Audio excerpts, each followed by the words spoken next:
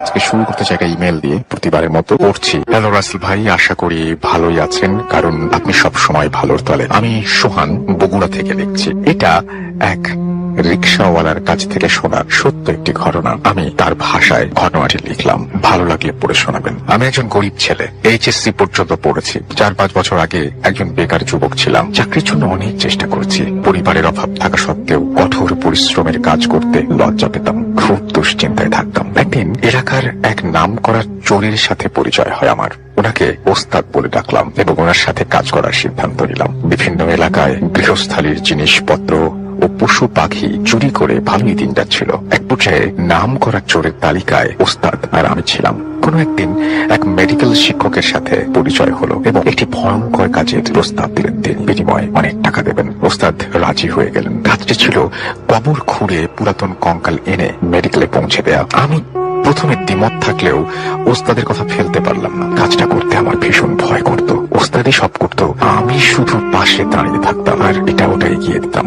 খুব দ্রুত অনেক টাকা হয়ে গেল আমাদের। হঠাৎ একদিন এক তান্ত্রিকের সাথে পরিচয়। তান্ত্রিক আরেকটি কাজের প্রস্তাব দিলেন, বিনিময়ে আরো বেশি টাকা দেবেন। কাজটি হলো কবর খুঁড়ে শুধু লাশের মাথাটি এনে দিতে হবে। ওস্তাদ রাজি হয়ে গেলেন। তান্ত্রিক বিভিন্ন কবরস্থান থেকে নির্দিষ্ট লাশের মাথা কেটে আনতে বলতেন। আমি আর ওস্তাদ গভীর রাতের অন্ধকারে গিয়ে কাজটা করতাম। এসব কাজ ছিল অত্যন্ত ভয়ঙ্কর। প্রায় প্রতিদিনই কোনো না কোনো বিপদের সম্মুখীন হতাম। তবুও ভয়াবহ বিপদের কথা চিন্তা না করে পরিবার ও জীবিকার তাগিদে এই জঘন্য কাজটি করতাম। আমাদের এই গোপন কাজটি দিন দিন মানুষের কানে পৌঁছাতে লাগলো। একদিন এক পীর সাহেব তার দরবারে আমাদের দুজনকে ডাকলেন। আমরা ওনার কাছে গেলাম। উনি আমাদের কাছে বিনীতভাবে অনুরোধ করলেন, উনি মরে যাওয়ার পর ওনার কবর যেন না খোঁড়া হয় এবং লাশ বা মাথা যেন চুরি না করা হয়। তিনি এর জন্য আমাদের দুজনকে তান্ত্রিক যে টাকা দেন তার দ্বিগুণ টাকা দিলেন এবং আমরা ওনার কাছে প্রতিজ্ঞাবদ্ধ হলাম। বছর খানেক পরে ওই পীর সাহেব মারা গেলেন। আমি এইদিকে তান্ত্রিক ওই পীরের সাহেবের আর এইদিকে তান্ত্রিক ওই পীর সাহেবের কবর খুঁড়ে মাথা আনতে বললেন। আমি বললাম, না, এটা সম্ভব নয়। আমার পীর সাহেবের কাছে আমরা প্রতিজ্ঞাবদ্ধ। কিন্তু ওস্তাদ টাকার লোভে পীরের প্রতিজ্ঞা ভঙ্গ করলেন এবং তান্ত্রিকের কথায় রাজি হয়ে গেলেন। তখন আমি সিদ্ধান্ত নিতে পারলাম না কি করব। আজ পর্যন্ত কখনো ওস্তাদের কথা অমান্য করিনি। এদিকে ওস্তাদ বললেন, চিন্তা করিস কেন, আমাদের পেশায় তো পাপ, তাহলে প্রতিজ্ঞা ভঙ্গের পাপে আর কি হবে। আমি প্রতিজ্ঞাবদ্ধ শরীরটা নিয়ে কেমন যেন সামনের দিকে অগ্রসর হতে পারছিলাম না। তবুও ওই পীর সাহেবের কবরস্থানে গেলাম। কবর দেখে পীর সাহেবের প্রতিজ্ঞার কথা মনে করে আমার সমস্ত শরীর কাঁপতে লাগলো। কেমন যেন মনে হচ্ছিল আজ জীবনের সবচেয়ে বড় পাপটি করতে যাচ্ছি। আমি ভয়ে ভয়ে কম্পিত স্বরে ওস্তাদকে বললাম, ওস্তাদ, এই কবরে আমি হাত দিতে পারবো না, আমি আপনার পাশে আছি, আপনি কাজটা করেন। ওস্তাদ বলল, ধুর বোকা, তাহলে তুই দাঁড়া, কাজটি আমি করি। তাই বলে ওস্তাদ কবর খুঁড়তে শুরু করলেন। আমার মন বলছিল আজ ভয়ঙ্কর কোনো অঘটন ঘটবে। ওস্তাদ কবর খুঁড়ে দেখলেন এক কবরে 2টি লাশ। আমিও কবরের উপরে দাঁড়িয়ে দেখলাম ওস্তাদ 2টি লাশের কাফন খুঁড়ে ফেললেন। একটি লাশ ছিল পীর সাহেবের আর অপরটি ছিল ওস্তাদের নিজের। আমি তো দেখেই চমকে উঠলাম। ওস্তাদও নিজের লাশ দেখে বিশ্বাস করতে পারলেন না। ওস্তাদ বুক ভরা সাহস নিয়ে পীর সাহেবের লাশের গলা থেকে মাথাটা কেটে নিলেন। অমনি পীর সাহেব তার হাত দিয়ে ওস্তাদের গলা টিপে ধরলেন এবং ওস্তাদকে মেরে ফেললেন। আমি ভয়ে চিৎকার করে ওইখানে অজ্ঞান হয়ে গেলাম। চোখ খুলে দেখি গ্রামের লোকরা আমার চারপাশে দাঁড়িয়ে আমাকে জিজ্ঞেস করলো আমি এখানে কেন, আমার কি হয়েছিল। আমি সকলের সামনে সত্য কথা বলে দিলাম। কিন্তু পীর সাহেবের কবর আগের মতোই আছে। গত রাতে যে কবর খোঁড়া হয়েছিল তার কোনো চিহ্ন মাত্র নেই। আমার কথা কেউ বিশ্বাস করলো না, আমাকে সবাই পাগল বলল। আমি সবাইকে বারবার বোঝাতে লাগলাম। 2-1 ব্যাপারটা সিরিয়াসলি নিল এবং কবর খোঁড়ার সিদ্ধান্ত নিল। তারপর কবর খুলে দেখলেন কাহিনী সত্য। পীর সাহেব ওস্তাদের গলা ধরে আছেন, গলা টিপে ধরে আছেন। ওস্তাদের মরদেহটি পীর সাহেবের কবর থেকে ওঠানোর চেষ্টা করলেন সবাই, কিন্তু ব্যর্থ হন। কিছুতেই ওস্তাদের গলা থেকে পীরের হাত ছাড়াতে পারলেন না। অতঃপর পীর সাহেব ওস্তাদকে এক কবরে মাটি দিয়ে সবাই চলে যায়। পীর সাহেবের পরিবার পরিজন আমাকে ক্ষমা করে দিলেন এবং বললেন, আর কোনোদিন এই পাপ কাজ করো না, আজ থেকে হালাল উপার্জন করো। তারপর থেকে আমি রিক্সা চালিয়ে জীবিকা নির্বাহ করি। ধোপেফএম দীর্ঘজীবী হোক। এই ছিল ঘটনা। যেভাবে লেখা আছে আমি সেভাবেই পড়ছি। আসসালামু আলাইকুম রাসেল ভাই, আমি তানভীর তুষার। আমার গ্রামের বাসা গাইবান্ধা জেলায়। আমি সরাসরি ঘটনায় চলে যাচ্ছি। আজ যার ঘটনা শেয়ার করব তিনি আমার প্রতিবেশী। নাম সাদা মিয়া। ছোটবেলা থেকেই তাকে আমি চিনি। এখন তার বয়স প্রায় 35-এর কাছাকাছি। তিনি নিম্ন মধ্যবিত্ত ঘরের সন্তান ছিলেন। ছোট থেকে বেশ শান্ত আর চুপচাপ স্বভাবের ছিলেন তিনি। কারো সাথে তেমন কথাও বলতেন না। ছোটবেলা থেকেই তার ইসলামিক দিক, কোরআন এবং হাদিসের প্রতি ছিল অনেক আগ্রহ। একদিন বিকেলে তিনি তার বাবার সাথে পার্শ্ববর্তী নয়াবন্দর বাজারে যান। তখন তার বয়স ছিল 7 বছর। তিনি বাজারে বাবার সাথে হাঁটছেন। এমন সময় এক মিষ্টির দোকানের মিষ্টি দেখে তার খুব খেতে ইচ্ছা হয়। তিনি তার বাবাকে বলেন মিষ্টি কিনে দেওয়ার কথা। তার বাবা তাকে 1 পোয়া পরিমাণ মিষ্টি কিনে দেন। তাকে বাজারের ব্যাগ দিয়ে বলেন, তুই ব্যাগটা নিয়ে বাড়ি চলে যা, আমার যেতে রাত হবে। তিনি বাজারের ব্যাগের মাঝে মিষ্টির প্যাকেট নিয়ে ব্যাগটা কাঁধে নিয়ে বাজার থেকে বাড়ির দিকে রওনা দেন। তিনি যখন বাজার থেকে বের হন তখন প্রায় সন্ধ্যা। রাস্তায় দাঁড়িয়ে অপেক্ষা করতে থাকে, যদি কেউ বাজার থেকে বাড়ির দিকে আসে তো তার সাথে তিনি আসবেন। কিন্তু প্রায় 10 মিনিট থাকার পরেও তিনি কাউকেই পান না। পরে নিজেই সাহস করে বাড়ির দিকে হাঁটা দেন। তখন আরো অনেকটা জাঁকজমক হয়েই সন্ধ্যা নেমেছে। বাজার থেকে বাড়ি আসার যে পথ, তার এক পাশে আলোই নদী আর এক পাশে বিশাল ধান ক্ষেত।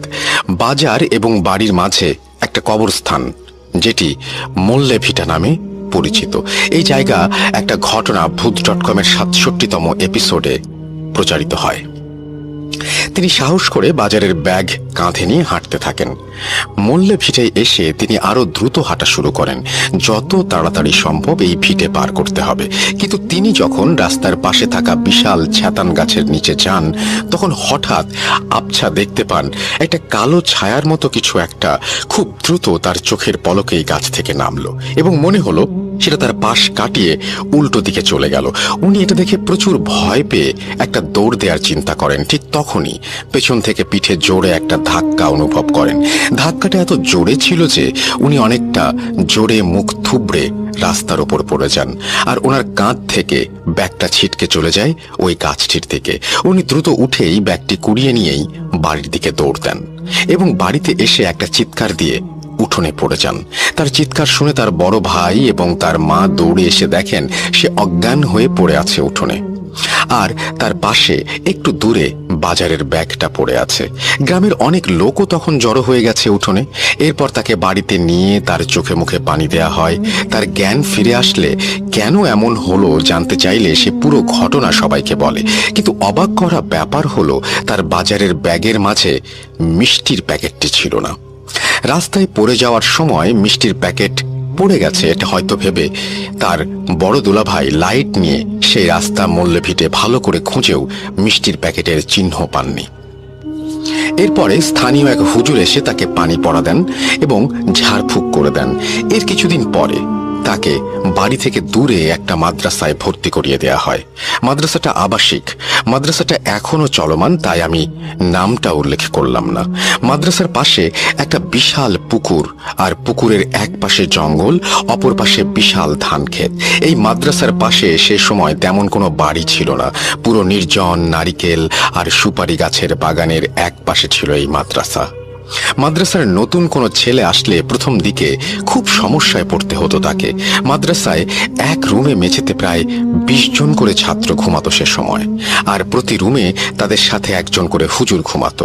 সাদা মিয়া যখন ভর্তি হয় তখন শীতের সময়, চারিদিকে ঘন কুয়াশায় আচ্ছন্ন থাকে দিনের অনেকটা সময়, আর রাত হলে তো লাইটের আলোতেও সামনের 2 হাত জায়গা স্পষ্ট দেখা যায় না। তিনি ভর্তি হবার পরে 2 দিন কোনো সমস্যা ছাড়াই কাটে।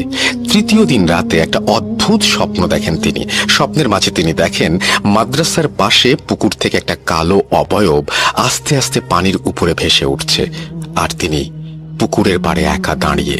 অবয়বটা তার সামনে এসে থেমে যায়, একটা হাত বাড়িয়ে তাকে নাম ধরে নিজের দিকে ডাকতে থাকে।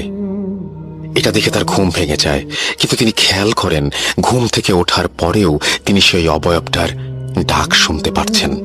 মনে হয় পুরো পুকুরের পাড়ের দিক থেকে ভেসে আসছে সেই করুণ ডাক। তিনি প্রচন্ড ভয় পেয়ে পাশের একজনকে ডেকে তোলেন। সেই ছেলে ওঠার সাথে সাথেই ডাকাটাও যেন থেমে যায়, আর শোনা যায় না। এরপরে রাতে তার ঘুম আসছিল না, এপাশ ওপাশ করে সময় কাটছিল। হঠাৎ একটা মৃদু কান্নার শব্দ ভেসে আসতে লাগলো তার কানে। খুব বেশি মনোযোগ না দিয়ে, যেন শব্দটা ঠিক ভালোভাবে শোনাই যায় না। কান্নাটা রাতের শব্দের সাথে যেন পাল্লা দিতে পারছে না ঠিক মতো। একবার ক্ষীণ ও সুরে ভেসে আসছে, তো আর একবার তা মিলিয়ে যাচ্ছে। সেদিন রাতে এভাবেই তিনি ঘুমিয়ে যান। এর পরের দিন রাতে কান্নাটা যেন আরো অনেক স্পষ্ট, একদম রুমের সাথে দাঁড়িয়ে কেউ কান্না করছে এমন মনে হচ্ছে। ঠিক সেই সময় বিকট একটা শব্দ হয় টিনের চালে। প্রায় সবাই ঘুম থেকে উঠে যায়। মাদ্রাসার হুজুররা বাইরে গিয়ে দেখেন একটা প্রকাণ্ড পাথর পড়ে আছে উঠোনে। যদিও এমন পাথর একা কেউ এভাবে উপড়ে ফেলতে পারবে না টিনের চালে। সবাই সে রাতের মতো আবার ঘুমোতে যান, কিন্তু পরের দিন সকালে উঠে কেউ আর পাথরটা খুঁজে পায় না, যেন গত রাতের কোনো চিহ্নই নেই। কিছুদিন পরে নতুন একটা ছাত্র ভর্তি হয় সেই মাদ্রাসায়। সে থাকতো সাদা মিয়ার পাশের রুমে। একদিন এক হুজুর মাঝরাতে দরজা খোলার শব্দ পেয়ে ওঠেন। দেখেন রুমের দরজা হালকা খোলা। মাদ্রাসায় একটা নিয়ম ছিল, কেউ রাতে উঠে টয়লেটে গেলে সেই রুমে থাকা হুজুরকে ডেকে তাকে সাথে নিয়ে যেতে হবে, যেহেতু টয়লেট ছিল থাকার রুম থেকে একটু দূরে। হুজুর দরজা খোলা দেখে চিন্তা করলেন, কে গেল বাহিরে? তাকে ডাক দিল না কেন? তিনি হাতে লাইট নিয়ে বাইরে যান দেখতে। দরজা দিয়ে বের হয়ে একটু সামনে এগোতেই দেখেন সেই নতুন ছাত্র একভাবে হেঁটে চলেছে পুকুরের পাড়ের দিকে। হুজুর পেছন থেকে ডাক দিলেও নতুন ছেলেটা মনে হচ্ছে কিছুই শুনছে না। সে একভাবে আস্তে আস্তে হেঁটে যাচ্ছে পুকুরের পাড়ের দিকে। হুজুর দৌড়ে গিয়ে ছেলেটাকে পেছন থেকে ধরে একটা ঝাঁকি দেন। সাথে সাথে সেটা চমকে উঠে হুজুরকে বলে, আমি এখানে কেন? এখানে কিভাবে আসলাম? হুজুর তাকে বলে সবকিছু। পরে ছেলেটি বলে, আমি স্বপ্নের মাঝে দেখছিলাম একটা কালো অবয়ব পুকুরের পাড়ে থেকে আমার নাম ধরে একইভাবে ডেকে চলেছে, এমন সুর করে ডাকছে যে এটা উপেক্ষা করার কোনো উপায় ছিল না। এরপরে আমি বিছানা থেকে উঠে দরজার কাছে যেয়ে দরজাটা খুলে ফেলি। তারপরে আর কিছুই মনে নেই আমার। হুজুর ছেলেটাকে নিয়ে রুমে ফিরে আসেন আর বলেন, আর কোনো দিন ডাক শুনলে বাইরে বের হবা না, একা একা। কোনো দরকার হলে আমাকে ডেকে নিবে সাথে। এরপরে 10-12 দিন সবকিছু স্বাভাবিকভাবেই কেটে যায়। তারপরে এক ভোরে সেই রুমের দায়িত্বে থাকা হুজুর ফজরের নামাজের জন্য সবাইকে ডেকে তোলা শুরু করেন। তখন তিনি দেখতে পান সেই নতুন ছেলেটার বিছানা খালি। দরজার দিকে তাকাতেই দেখেন দরজাটা খোলা। তিনি লাইট হাতে দৌড়ে বাইরে গিয়ে এদিক ওদিক খুঁজতে শুরু করেন। মাদ্রাসায় থাকা বাকি হুজুরদেরও ডেকে তোলেন তিনি। সবাই মিলে খুঁজতে খুঁজতে পুকুরের পাড়ে যেয়ে দেখেন পুকুরের এক কোণে পানির মাঝে উপুর হয়ে ভেসে আছে ছেলেটি। তাড়াতাড়ি করে তাকে পুকুরের পাড়ে তুলে আনা হয়, কিন্তু ততক্ষণে অনেক দেরি হয়ে গেছে। ছেলেটি মারা গিয়ে শক্ত হয়ে হাত পা বেঁকে গেছে। তার চোখ দুটো খোলা, কিন্তু বেশ বড় বড় করে তাকানো। তবে অবাক করা বিষয় হলো ছেলেটার শরীরে কোথাও কোনো আঘাতের চিহ্ন নেই, আর পেটেও কোনো পানি নেই। ঠিক কি হয়েছিল সেই রাতে তার সাথে তার জানা যায়নি। এরপরে মাদ্রাসার এক হুজুর চারপাশ বন্ধ করে দেন দোয়া পড়ে। এভাবে কেটে যায় অনেকটা সময়। সাদা মিয়া ছুটিতে মাঝে মাঝে বাড়ি আসতেন। বাড়ি আসার 2টা পথ ছিল, একটা নদী পাড় দিয়ে, অপরটা লোকালয়ের মধ্য দিয়ে। আলাই নদীর পাড় দিয়ে হেঁটে আসলে অনেক সময় কম লাগে, তাই তিনি বেশিরভাগ সময় নদীর পাড় দিয়ে আসতেন। এমনি এক ছুটিতে বাড়ি আসার সময় সন্ধে হয়ে যায়। তিনি নদীর পাড় দিয়ে বাড়ি আসার সিদ্ধান্ত নেন। মাগরিবের নামাজ শেষ করে তিনি মাদ্রাসা থেকে বের হয়ে একটা বাজার পার করে নদীর পাড়ে নেমে যান। এদিকটায় বাড়িঘর নেই। নদীর পাড়ে কাশবন দিয়ে ভরা। নদীর তখন অল্প পানি, তাই পাড়ের কাছে অনেক পলিমাটির কাদা। তিনি চিন্তা করেন এই কাশবনের মাঝে দিয়ে এখন যদি যায় তাহলে সাপ আর শেয়ালের একটা ভয় আছে, তাই তিনি নদীতে নেমে যান। পলিকাদার মাঝে দিয়ে হাঁটা ধরেন গোড়ালি পর্যন্ত, বা কখনো তার একটু বেশি কাদা। এর মাঝে দিয়ে হেঁটে চলেছেন তিনি। বাজার থেকে 5 মিনিট নদীপথে হাঁটার পরে একটা বাঁক আছে, যেখানে পানির গভীরতা তুলনামূলকভাবে বেশি। গ্রীষ্মের সময় যখন নদীর অন্য জায়গার পানি শুকিয়ে যায়, এই বাঁকে তখনও গভীর পানি। এই জায়গাটা কখনো শুকায় না। তিনি সেই জায়গায় আসার পর খেয়াল করেন তার পাশের কাশবনের ঝোপের মধ্যে একটা খসখস খসখস শব্দ হচ্ছে।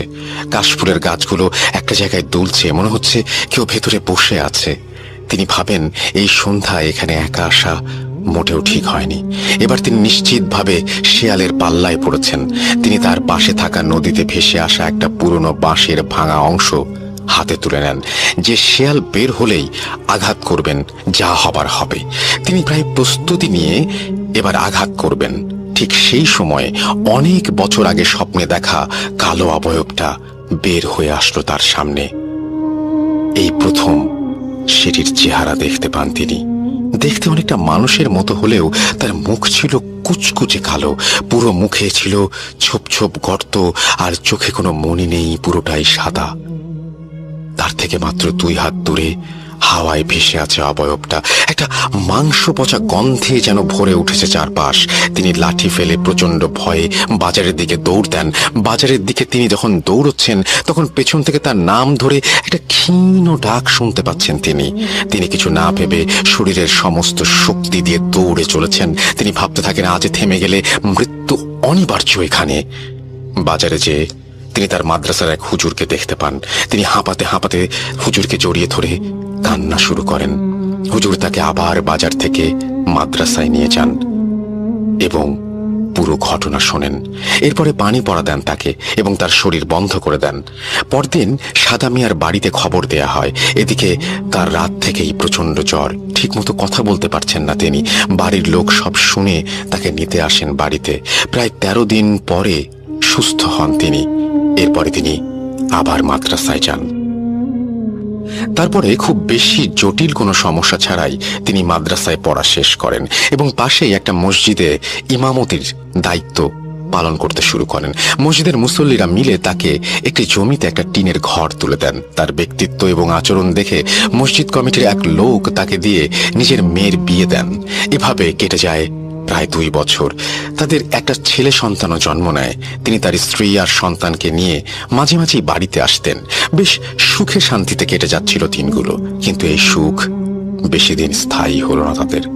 সাদা মিয়া যে মসজিদে ইমামতি করেন, সেই মসজিদে এক সন্ধ্যায় মাগরিবের নামাজের সময় এক মুসল্লি আর একজনের একটা মোবাইল নিয়ে বের হয়ে যায় মসজিদ থেকে। সেটা সাদা মিয়া দেখে ফেলেন। এরপরে মোবাইলের মালিক সেই লোকের কাছে মোবাইল দাবি করলে মোবাইল নেওয়া লোকটা তা অস্বীকার করে। এক পর্যায়ে একটা গ্রাম্য বিচার ডাকা হয় এবং সাদা মিয়া সেখানে সাক্ষী দেন এবং মোবাইল তার মালিকের কাছে ফিরিয়ে দেন সেই চোর।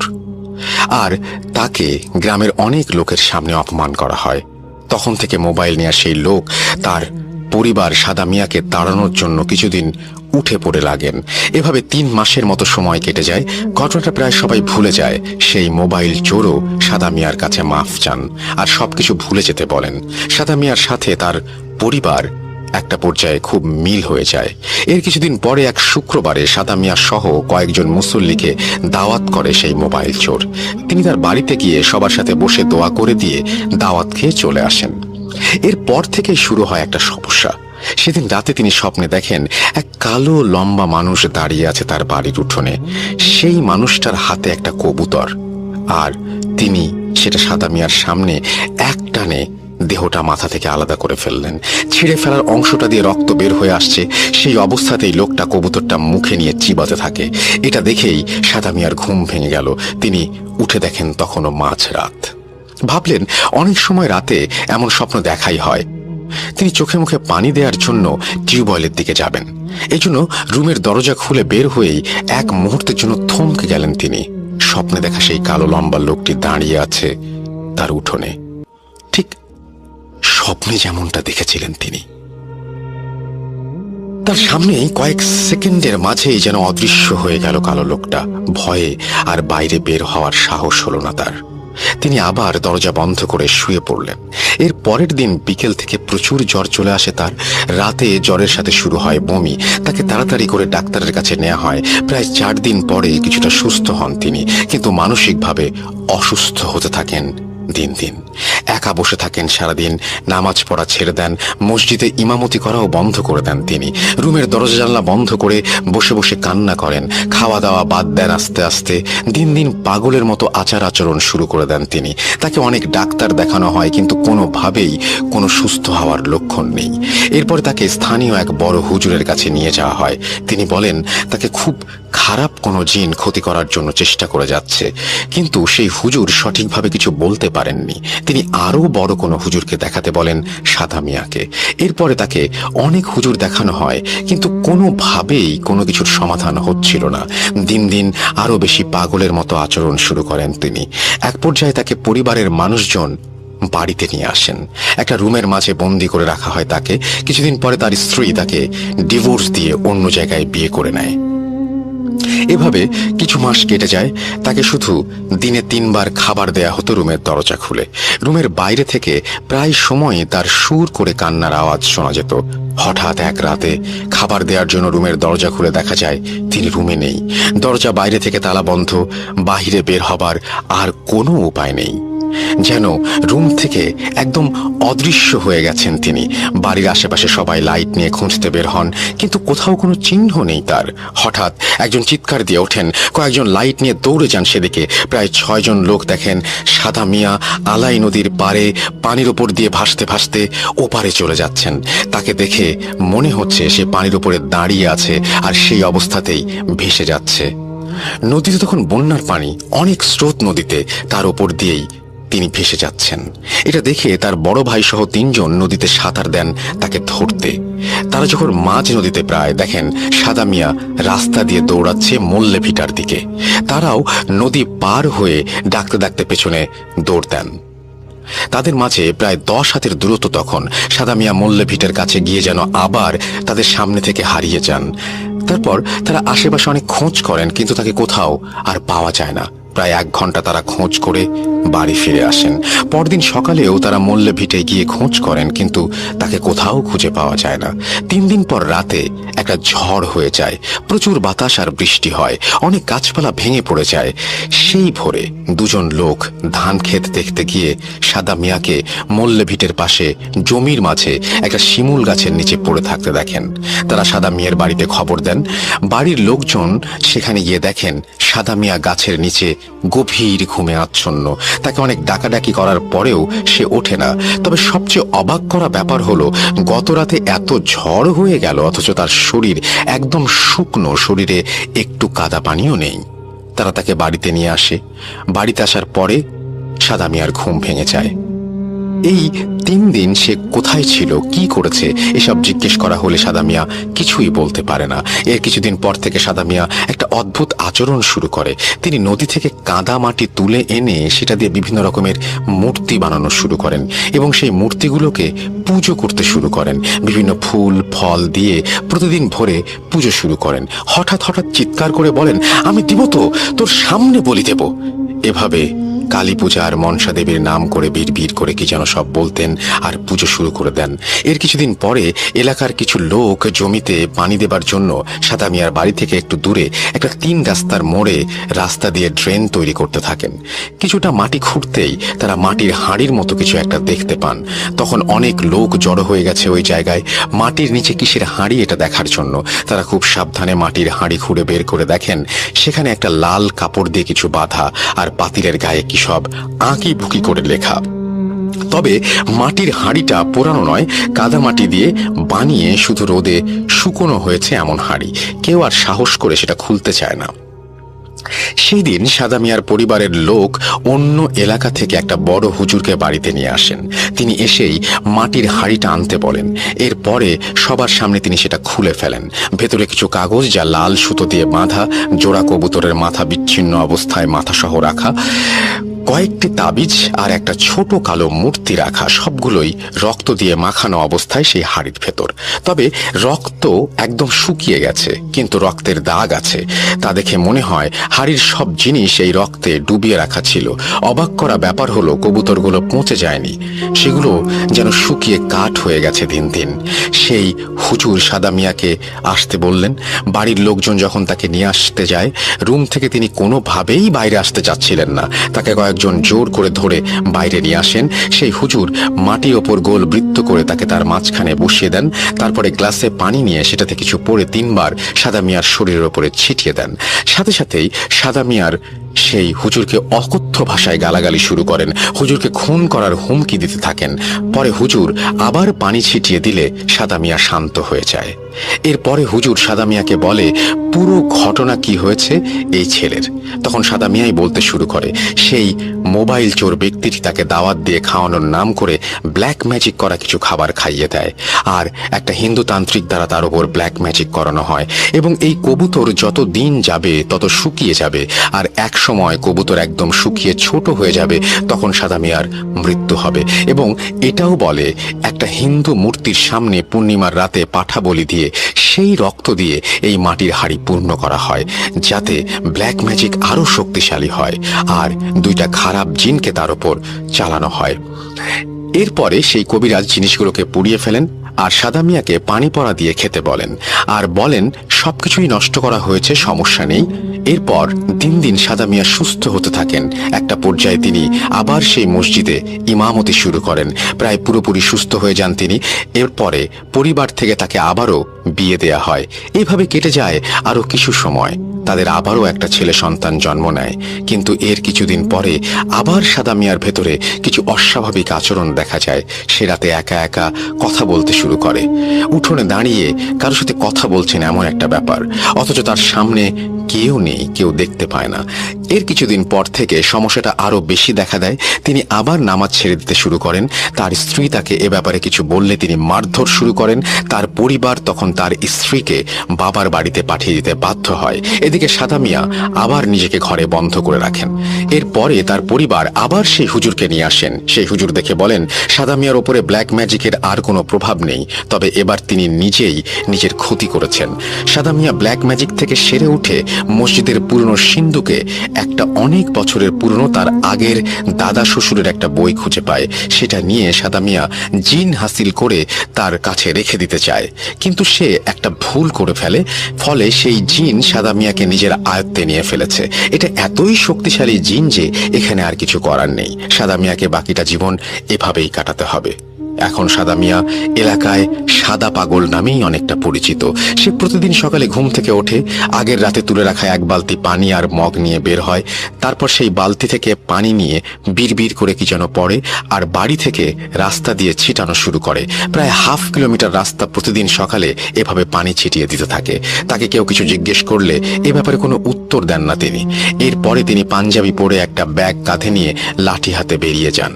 রাস্তা দিয়ে যখন হাঁটেন তখন একটানা বিড়বিড় করে কিছু একটা পড়তে থাকেন। এক মুহূর্তের জন্য চুপ করেন না তিনি। আরেকটু পর উচ্চ স্বরে অস্পষ্টভাবে কিছু একটা বলে তার লাঠিটা মাথার ওপরে 2 বার ঘোরায়। সারাদিন কই থাকেন, কি করেন কেউ জানে না। ঠিক এশার আগে আগে বাড়িতে ফেরেন তিনি। একা একা এসে রান্না করেন তিনি। এসব চাল বা বাজারের টাকা কই পান তিনি এটাও কেউ জানে না। তিনি রান্নার সময় বা হাঁড়ি পাতিল ধোয়ার সময় কারোর সাথে কথা বলেন, হাসাহাসি করেন। মনে হয় তার সামনে কেউ বসে তার সাথে কথা বলছেন। সে উত্তর দেয়, আবার বিভিন্ন প্রশ্ন করে, কিন্তু তার সামনে কেউ নেই, কিছুই দেখা যায় না। সাদা মিয়া এখন আর কারোর সাথেই কথা বলে না। সে নিজের মতো একা একা কথা বলেই সময় কাটিয়ে দেয় পুরো দিন। কখনো কান্না করে আর বলে, তোমার পায়ে ধরে বলি আমি ভুল করেছি, ওই পা দিয়ে আমাকে 2টি লাথি দাও, তাও তুমি কথা বলো। আবার জোরে জোরে বিলাপ করে কান্না শুরু করে। প্রায় 3 বছর আগে সে বাড়ি থেকে বের হয়ে যায়, আর ফেরে না। হারিয়ে যাওয়ার 3 দিন পরে তার মা মারা যায়। তার মা মারা যাওয়ার 4 দিন পরে সে বাড়ি ফেরে। এই তো কয়েক মাস আগে আবার সে এমন হারিয়ে যায়, এবং এবারও তার 3 দিন পরে তার বড় ভাই মারা যায়। এবারও সে 4 দিন পরে আবারও বাড়ি ফিরে আসে। এই ঘটনার কোনো ব্যাখ্যা আজও নেই। একটা মসজিদের ইমামের এমন করুণ পরিণতি দেখে সত্যি খুব অবাক লাগে। একটা হাফেজ মানুষের জীবন কিভাবে বদলে যেতে পারে তা ভাবতেই খারাপ লাগে। কত সুন্দর গোছানো জীবন এক মুহূর্তে কি হয়ে যেতে পারে। সবাই তার জন্য দোয়া করবেন, আল্লাহ যেন তাকে সুস্থ করে দেন, সে যেন আবার স্বাভাবিক জীবনে ফিরতে পারে। চমৎকার একটি ঘটনা লিখেছেন তানভীর তুষার, এবং আপনাকে অসংখ্য ধন্যবাদ এই ঘটনাটির জন্য।